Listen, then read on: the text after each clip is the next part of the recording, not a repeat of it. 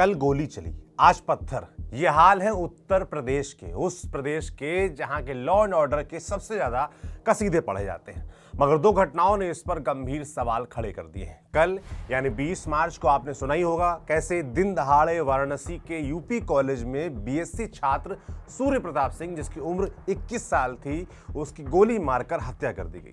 और आज यानी 21 मार्च को बवाल मचा हुआ है मथुरा में, जहां गौरक्षक चंद्रशेखर बाबा की ट्रक से कुचलकर मौत हो गई।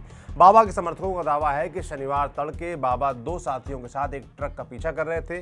ट्रक में गौवंश होने की सूचना थी। ट्रक को ओवरटेक कर बाबा ने सामने बाइक खड़ी कर दी। तभी अचानक ड्राइवर ने रफ्तार बढ़ा दी और बाबा को कुचलते हुए फरार हो गया, जिससे बाबा की मौके पर ही मौत हो गई। बस फिर क्या था, घटना की जानकारी आग की तरह फैली। हजारों की संख्या में लोग दिल्ली मथुरा हाईवे पर इकट्ठा हो गए और आरोपियों के एनकाउंटर की मांग करते हुए बवाल शुरू कर दिया। हाईवे जाम कर दिया, हजारों गाड़ियां फंसी रहीं। पुलिस जाम खुलवाने पहुंची तो लोगों ने पथराव कर दिया। पथराव में 5 से 6 गाड़ियां भी तोड़ी गईं, ऐसे भी आरोप हैं। इस दौरान फायरिंग भी हुई। हालात बेकाबू होते देख पुलिस ने लाठीचार्ज किया, आंसू गैस के गोले छोड़े। घटना में कई लोग घायल हुए हैं, ऐसी खबरें आ रही हैं। मामले को लेकर पुलिस का कहना है कि जांच में गो तस्करी जैसी कोई चीज सामने नहीं आई। डीआईजी शैलेश पांडे ने मीडिया को बताया कि बाबा ने शक के आधार पर ट्रक को रोका था। ये लोग उसे चेक कर रहे थे। कोहरे की वजह से विजिबिलिटी कम थी। पीछे से एक और ट्रक आया, उसने ट्रक जो खड़ा ट्रक था उसमें धक्का मारा, इससे बाबा की मौत हो गई। पुलिस ने भी ये भी साफ किया है कि ट्रकों में कोई गौवंश नहीं था। कंटेनर में साबुन, फिनाइल, शैम्पू जैसा सामान भरा हुआ था। ये कल रात्रि लगभग 3 से 4 के बीच में चंद्रशेखर उर्फ फरसा बाबा ये थाना कोसी क्षेत्र में इनके द्वारा एक गाड़ी रुकवाई गई थी। आशंका के आधार पर एक कंटेनर जो कि नागालैंड नंबर का था। कल रात्रि में काफ़ी घना कोहरा था, तभी पीछे से आ रही एक राजस्थान नंबर की ट्रक के द्वारा इनको टक्कर मार दी गई, जिससे कि इनकी मृत्यु हो गई। जो ट्रक है वो भी क्षतिग्रस्त है। जो ट्रक चालक है वो चोटिल है। ट्रक चालक और परिचालक दोनों राजस्थान के अलवर के रहने वाले हैं। जो चालक है वो अस्पताल में भर्ती है और जो परिचालक है वो अभी पुलिस हिरासत में है। हम लोग हर पहलू पर इसमें जांच कर रहे हैं। जो कंटेनर रोका गया था उसके अंदर के कंटेंट्स चेक किए गए तो उसमें सर्फ साबुन इत्यादि पाए गए और जो ट्रक पीछे से आ रहा था वो उसमें तार लदे हुए थे। इस संबंध में थाना छाता क्षेत्र में एक जाम लगाया गया और कुछ पथराव की घटना भी हुई है। ऐसे अराजक तत्वों को चिन्हित किया जा रहा है तथा उनके विरुद्ध कठोर कार्रवाई की जाएगी। हालांकि जो बाबा के समर्थक हैं वो इस बात को मानने को तैयार नहीं है और पुलिस का जो पक्ष है उसको भी वो मान नहीं रहे हैं, जिसको लेकर बवाल भी चल रहा है। अब थोड़ा फरसा वाले बाबा चंद्रशेखर ब्रज मथुरा के बारे में भी जान लीजिए।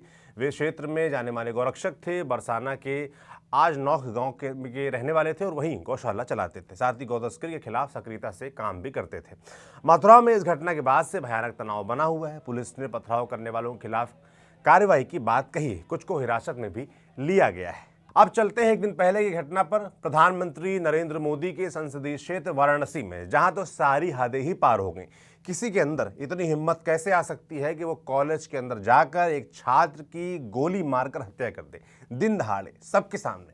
मामला शुक्रवार दोपहर करीब 11:30 बजे का है।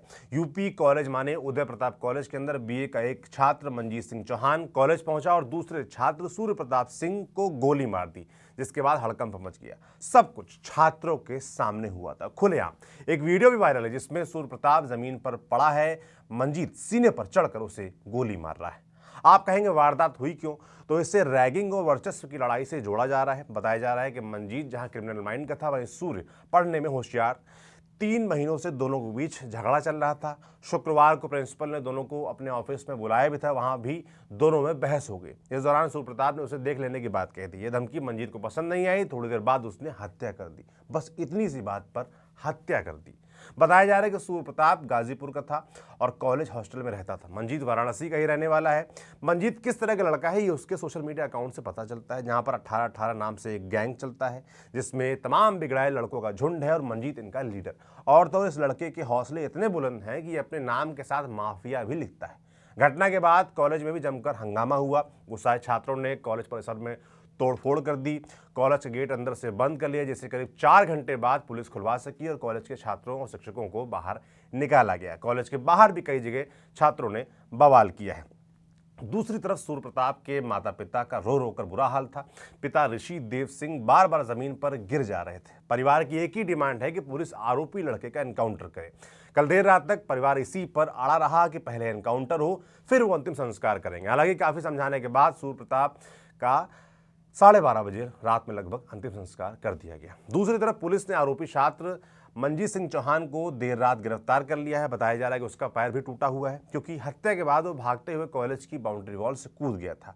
घटना को लेकर इलाके में अभी भी तनाव बना हुआ है।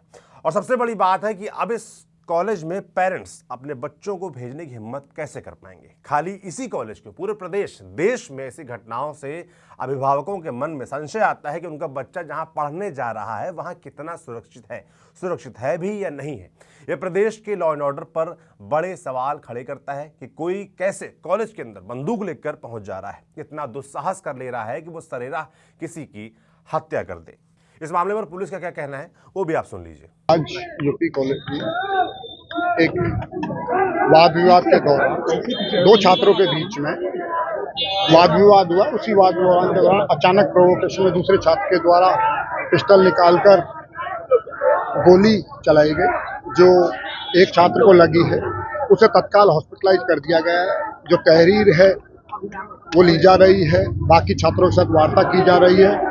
से जो विधिक प्रक्रिया है उसको पुलिस संपन्न करवा रही है। अब दोनों ही मामलों पर यूपी के पूर्व मुख्यमंत्री अखिलेश यादव का भी बयान आया है। उन्होंने कहा, हमें पता है कि कहां क्या गलत हो रहा है, जो गलत हो रहा है उसकी प्रतिक्रिया भी दिख रही है। मथुरा में हत्या हुई, इससे पहले वाराणसी में और उससे पहले गोरखपुर में हुई। उत्तर प्रदेश में यह सिलसिला लगातार चल रहा है। वे बोले, जब आप पुलिस से उसका काम छोड़कर कुछ और कराते हैं तो वह सो जाती है और अपना काम नहीं करते। पुलिस बीजेपी के लिए काम कर रही है, अपना काम नहीं कर रही। पुलिस अगर अपना काम करे तो बीजेपी की सरकार गिर जाएगी। देखिए, अगर एक साधु संत बाबा की हत्या हुई है तो मुख्यमंत्री जी को इस्तीफा दे देना चाहिए। और मुख्यमंत्री जी को इसलिए भी इस्तीफा दे देना चाहिए कि बनारस जो देश के प्रधानमंत्री उनका संसदीय क्षेत्र है, वहाँ पर एक छात्र को गिरा करके मार दिया। और कुछ दिन पहले गोरखपुर में एक हत्या हुई। हत्याएं लगातार हो रही हैं। केवल हमारे मीडिया के लोग, इनको दाना मिल जाता है कि उसी हिसाब से गाना गाते हैं। अगर सच्चाई मीडिया दिखाने लगे उसी दिन सरकार गिर जाएगी।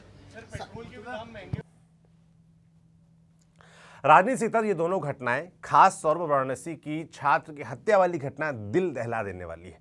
आरोपी पर सख्त कार्रवाई होनी चाहिए। साथ ही पुलिस प्रशासन को सोचना चाहिए कि कैसे ऐसी घटनाओं को रोका जा सके। आखिर वो क्यों नहीं रोक पा रहे हैं।